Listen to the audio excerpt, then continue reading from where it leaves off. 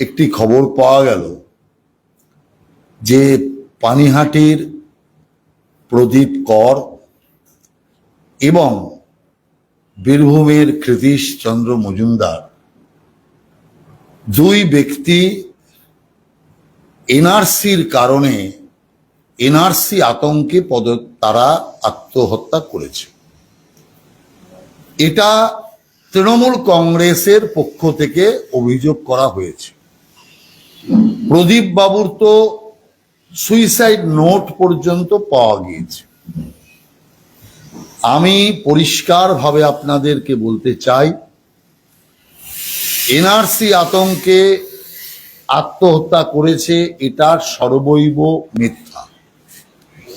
সাংসারিক বা অন্য কোনো কারণে, আর্থিক কারণে এই ঘটনা ঘটেছে বলে আমাদের বিশ্বাস।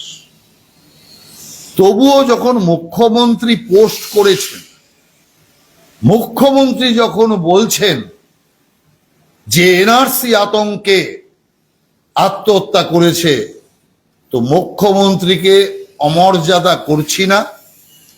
যদি এনআরসির কারণে আত্মহত্যা করে থাকে তাহলে সরাসরি বলতে চাই এই দুজনের পরোক্ষ খুনি হচ্ছে মমতা ব্যানার্জি।